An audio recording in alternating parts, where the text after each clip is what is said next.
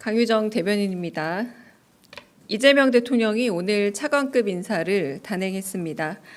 먼저 국방부 차관은 이두희 전 육군 미사일 전략사령부 사령관입니다. 제28 보병 사단장, 국방부 정책기획관, 제1군단장, 미사일 전략사령부 사령관 등 야전과 정책부서를 두루 거친 국방 전문가로서 온화한 리더십과 소통 능력을 겸비했습니다. 변화하는 전장 환경에 대응하고 한미동맹에 기반한 전방위적 억제 능력을 확보할 적임자입니다. 또한 AI와 첨단 과학기술을 접목한 국방 운영 혁신도 잘 해낼 거라는 점이 높이 평가됐습니다. 보건복지부 1차관은 이슬한 보건복지부 사회복지정책실장입니다. 보건복지부 내에서 연금재정과장, 연금정책과장, 연금정책관 등을 거친 대표적 연금 전문가입니다. 연금 외에도 의료정책팀, 건강정책국 등을 두루 거치며 다양한 분야에서 전문성을 발휘해온 인재인 만큼 위기 속에서 서로를 지키는 든든한 사회 안전망 마련이라는 대통령의 국정 철학을 구현할 적임자로 평가됩니다. 환경부 차관은 금한승 국립환경과학원 원장입니다. 환경부에서 30여 년간 근무하면서 기후 탄소 정책실장, 탄중이 사무차장, 기후변화 정책관, 정책기획관 등을 두루 역임했습니다. 환경정책 전반에 대한 경험과 전문성을 보유했고 정책 경향에 밝은 환경정책통이라는 평가입니다. 오랜 경륜과 사명감을 바탕으로 기후위기 등 환경 문제에 잘 대응해 나갈 적임자입니다. 고용노동부 차관에는 권창준 고용노동부 기획조정실장이 발탁됐습니다.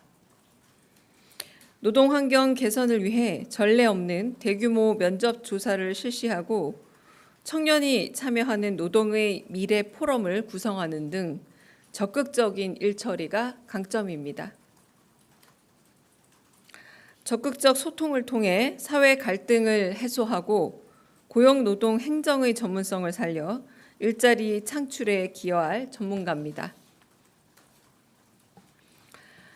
공정거래위원회 부위원장은 남동일 공정거래위원회 상임위원입니다. 공정위의 대표적 정책통으로 화합의 리더십으로 통하는 인물입니다. 대변인을 역임해 대내외적인 소통 역량을 갖췄다는 평가입니다. 대통령이 강조한 공정경제를 실현해 플랫폼 경제 시대에 맞는 공정거래 질서를 확립해 나갈 적임자입니다. 오늘 인선은 각 부처 장관들과 유기적으로 호흡하며 국방개혁, 사회안정망 확대, 기후변화 대응, 노동권 강화 등 이재명 정부의 세부적 과제를 책임질 인물들로 채워졌습니다. 앞으로도 이재명 정부는 각 분야 전문가들을 적재적소에 배치해 일하는 정부를 만들어 가겠습니다. 두 번째, 수석보좌관 회의 결과 마련된 TF에 관련돼 브리핑하겠습니다. 오늘 오후에 강훈식 비서실장 주재로 수석보좌관 회의가 열렸습니다. 앞서 있었던 이재명 대통령의 지시대로 실장과 수석 비서관, 비서관들 외에도 실무를 담당하는 행정관들까지 총 90명이 넘는 대통령실 직원이 참석했습니다. 오늘 회의에서는 어제 이재명 대통령이 광주 타운홀 미팅에서 언급했던 광주 군공항 이전 TF 구성안이 보고됐습니다. 대통령실 차원의 TF를 구성한 건 광주 군공항 이전 문제에 대한 지자체 간 불신을 해소하고 빠른 집행력을 갖기 위해서입니다. 대통령실 TF에서는 앞으로 국방부와 국토부, 기재부, 광주시, 전남도, 무안군이 참여하는 육자 협의체의 구성과 주관 기관을 결정할 예정입니다. 필요한 경우 주민과 외부 전문가도 협의체에 포함될 수 있고 대통령실도 협의체에 참여하게 됩니다. 앞으로 TF에서는 군공항 이전 관련 비용을 추산하고 공항시설의 효율적인 배치와 국가 재정 지원, 소음 피해 분석 등 군공항 이전 방안에 대한 기관별 역할을 검토할 예정입니다. 이상입니다.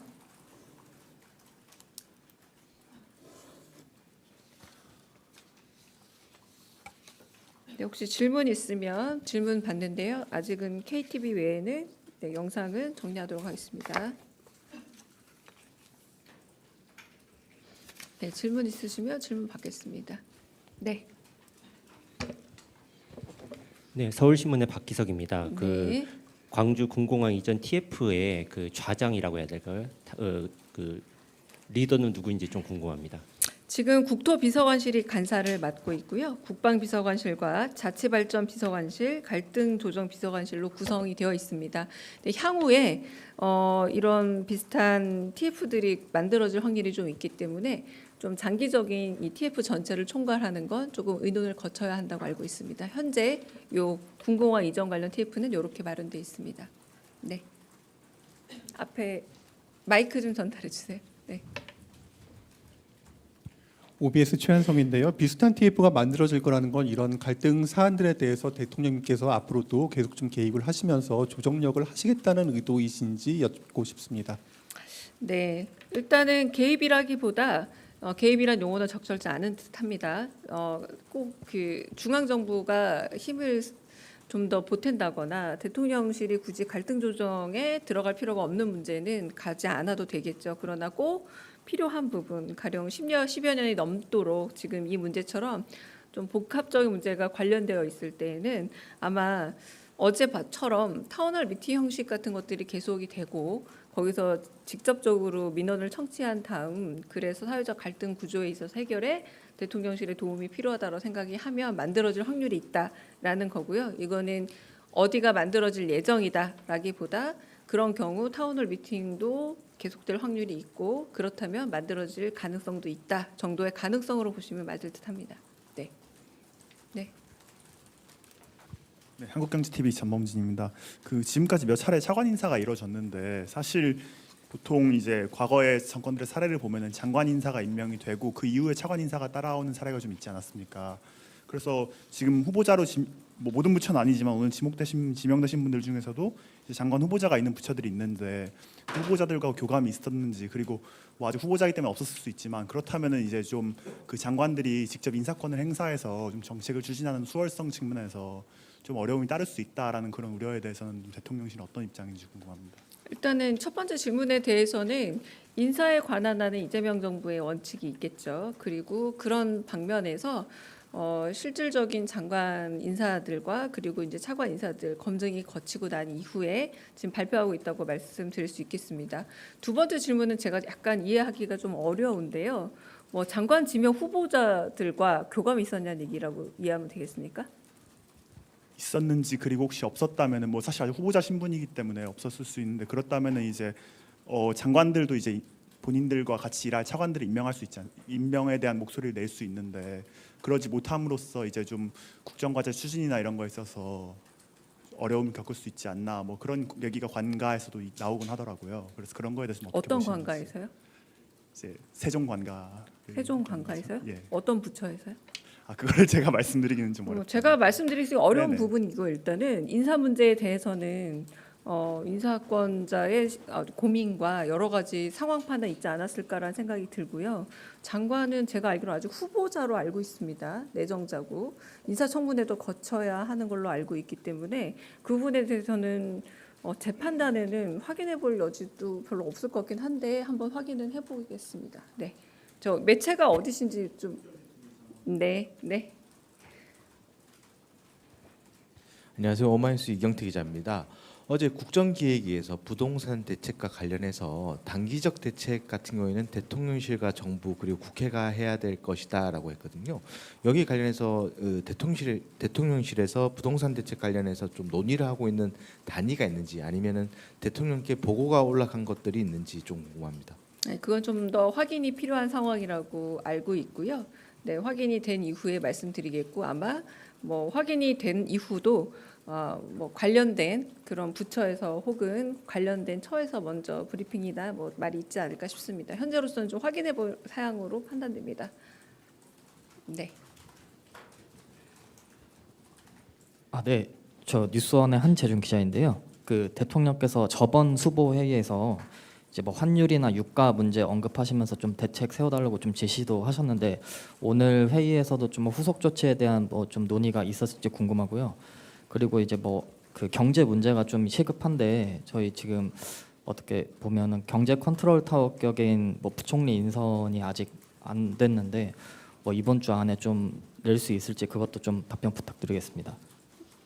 네, 첫 번째 말씀 같은 경우는 그 당시에 이제 중동 우리가 사태라고 부를 만한 좀 격변의 사건들이 있었던 시절로 기억이 나서 그래서 그 문제와 관련해서 혹시나 있을 유가 변동과 그리고 전체적인 환율의 변이에 대해서 추적하고 보고하라라는 말씀으로 이해가 됐고 그렇게 말씀을 하셨습니다. 근데 그 부분에 대해서 약간 잠정적으로 위험이 좀 해소된 상태가 좀 되지 않았습니까?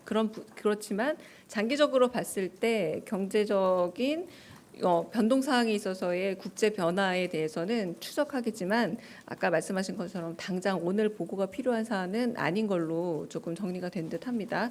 그리고 두 번째 같은 경우는 경제부총리뿐만 아니라 남은 내각에 대해서는 지금 빠른 속도로 지금 점검 중이고 그리고 한편으로는 그 내부적으로도 좀 살펴보고 있는 상황이라 그래도 너무 늦지 않은 선에서 아마 인선 발표, 내정자나 혹은 후보자 발표가 있지 않을까 생각은 하고 있습니다. 이것도 역시 구체적인 일정이 만들어지면 그때 공지를 하는 걸로 하겠습니다. 네, 네, 먼저 하고 다음에 드리겠습니다. 네. 네, 안녕하세요. 저 KBS 방준원인데요. 그러니까 어제 그 타운홀 미팅에서 로스쿨이랑 사법 시험 얘기가 나왔는데 대통령께서도 점심에 이렇게 식사를 하시다가 얘기가 나왔다고 말씀을 하셨는데 어떤 맥락에서 말씀하셨는지 좀 궁금하고요. 그리고 대통령님이 어제 검토도 말씀을 하셨는데 혹시 이후에 조금 후속으로 조치가 된 게 있는지 좀 궁금합니다. 어제 이제 워낙 이동 동선이 길었잖아요. 소록도 갔다가 거기서 다시 이제 광주 오고 하는 꽤 만만치 않은 여정에서 이제 저희가 도시락 먹었습니다. 사실은 도시락 먹으면서 좀 이런저런 얘기들 편하게 주고받던 상황에서 그 요즘에는 판사나 검사가 되는 길이 오히려 이제 로스쿨이 더 많은 문호를 개방하고 많은 다양한 계층의 다양한 사람들이 과거처럼 시험을 본다기보다 아주 어렸을 때부터 좀 일테면 계층적 장벽에 갇혀서 여러모로 좀 다양한 계층이 접근이 어려워진 게 아닌가라는 걱정이 있다라고 그걸 대통령께서 먼저 말씀하신 게 아니라 얘기를 하는 와중에 저도 누가 먼저 했는지 기억은 안 나고요. 좀 얘기가 주제가 흘러갔습니다. 점심 먹으면서 막 회의를 한 건 아니었거든요. 근데 거기에 참석해 있던 전하 정책실장이나 모두 좀 그런 측면이 있는 것 같다.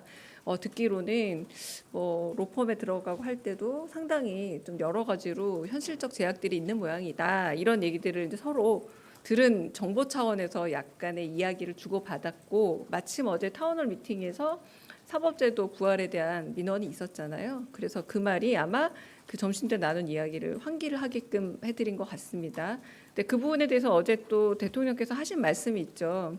이런 거는 제도적이고 정책적인 부분이기 때문에 바로 어떤 변화를 말하는 건 쉽지가 않다. 그러나 그런 부분에 있어서 조금 그 음서제 같은 영향이 있는 것은 아닌가 좀 걱정은 된다라고 말씀을 하셨기 때문에 방금 말씀하신 것처럼 즉시 검토가 이루어질 사항으로 파악하진 않았고요. 하지만 그런 부분에 있어서 좀 아쉬움은 있다 정도의 의견을 밝힌 것은 맞다고 할 수 있을 것 같습니다. 네, 마지막 질문. 여기 질문 네. 먼저 받고 하겠습니다. 네. 안녕하십니까, 뉴스웍스 이한익입니다. 어제 타운홀 미팅에서 대통령께서 전국적으로 지역 주택 조합 문제가 심각하다고 하시면서 대통령실 차원에서 실태 조사를 지시했다고 하셨는데 어떻게 진행되고 있고 어떤 조치가 이루어지고 있는 건지 궁금합니다.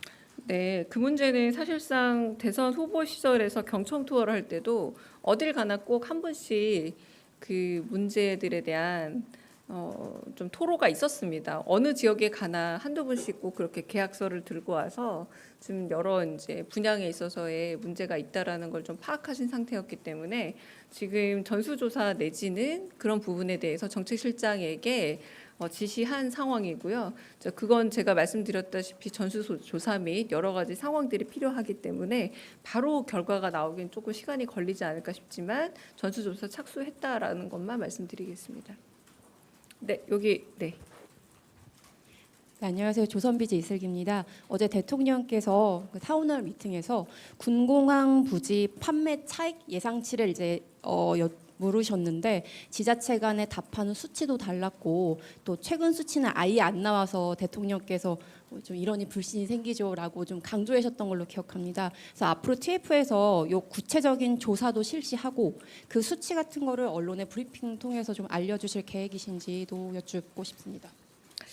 그 나중에 브리핑 통해서 알려줄지에 대해서는 지금 말씀드리기 어렵지만 말씀드린 것처럼 어제 이제 8천억과 1조 사이 2천억 정도의 차이도 있었고 그리고 소음 피해 같은 경우는 조사 시점이 꽤 과거였기 때문에 다시 한번 한다라는 측면이 있어서 그런 부분에서 저희가 TF 구성에 다양하게 국토도 들어가고 국방도 들어가고 갈등 조정도 들어가고 그리고 육자 협의체 안에도 국토부, 기재부, 광주시, 전남도, 무안군이 다 들어간 겁니다. 그래서 그런 부분에 대한 합리적인 결과치를 얻기 위해서 다시 한번 수치도 점검할 예정이라고 저도 알고 있고요. 그 결과에 대해서는 아마 정확히 예고를 하기는 어려우나 그래도 뭐 브리핑 같은 것들이 있을 수 있지 않을까 싶긴 합니다. 네, 마지막 질문으로 제가 네.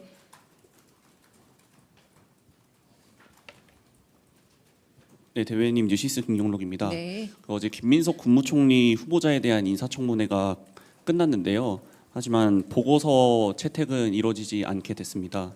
국민의힘에서 계속 보이콧을 하고 있는데 이런 상황을 대통령실에서는 어떻게 바라보고 있는지 한 말씀 여쭙습니다.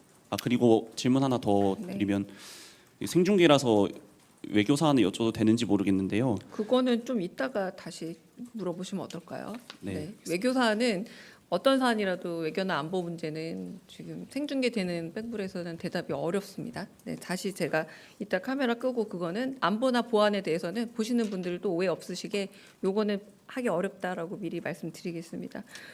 오늘 시정연설에서도 추경에 관련된 얘기를 하면서도 결국 여야의 합의에 의한 그리고 여야의 협조가 결국은 당정 협의를 넘어서서 굉장히 어려운 경제 상황과 민생고에 그 물줄기를 트는 데 있어서 큰 힘이 될 수 있다라는 내용과 요지를 갖춘 시정연설이지 않았습니까? 그런 부분에서 일단 그 총리 후보자에 대한 그 인사청문회 채택 보고서에서도 반영이 될 수 있는 내용이라고 생각을 하고요. 그럼에도 불구하고 일단 인사청문회 결과에 대해서 조금 숙고가 있을 거라 생각하고, 네, 어쨌든 여야의 그 일종의 합치 내지는 협의된 의견을 좀 저희는 촉구하는 바이긴 합니다. 네. 아까 질문, 네, 마지막 질문 듣고 네, 정리하겠습니다. 네, 프레시안 박정현입니다. 그 대통령께서 어제 광주에서 타운홀 미팅을 하시고 오늘은 시민들이 있는 골목 식당에서 식사도 하셨는데요. 그 전격적인 대민 소통을 이어가시게 된 배경이 좀 궁금하고 또 오늘 여론조사 결과 보면 국정 지지율이 62%를 기록했는데 어떻게 보셨는지도 궁금합니다. 네, 이재명 대통령께서는 취임 당시보다 더 지지율이 높은 대통령이 되겠다라는 포부를 밝히시기도 했습니다. 그리고 한편으로는 공약으로 내세운 부분에 대해서 하나하나 그 점검해 가면서 좀 이룰 수 있는 부분들은 속도감 있게 이루겠다라고 지금 계속 표방하고 계시고요.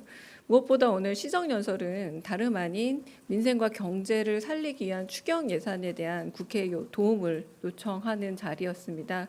근데 무엇보다 이 추경을 통해서 결국 활성화되는 것은 소비력이 높은 그러니까 받은 지원금을 대부분 소비에 쓸 수밖에 없는 시민들, 평범한 서민들이 훨씬 더 혜택을 보고 그로 인해서 경제 활성화의 마중물이 될 수 있다라는 의미고요. 그래서 골목 식당에 많은 서민들과 시민들이 찾는 그런 노포 식당을 찾아서 이제 예고 없이 가셨습니다. 이제 경호 인력들이 대거 원래 움직여야 하는데 최소한의 경호 인력만과 함께 식사도 하시고 커피 혹은 이제 후식을 드시면서 좀 이런 방식으로 골목 식당 혹은 골목 경제가 활성화되어야만 이게 마중물이 돼서 경제가 살 수 있다는 그런 시그널로 보시면 될 것 같고요. 그래서 국회 도움도 요청했지만 한편으로는 그 몸소 조금 이런 표현도 하셨는데요. 그러니까 좀 집들이 인사 오듯이 이 용산에 오신 만큼 이 주변에 상인들을 직접 찾아뵙고 인사를 드리고 싶었다라는 말씀도 있었습니다. 여기까지 하고 네 혹시 카메라 이제 꺼지면 아까 질문 받도록 하겠습니다.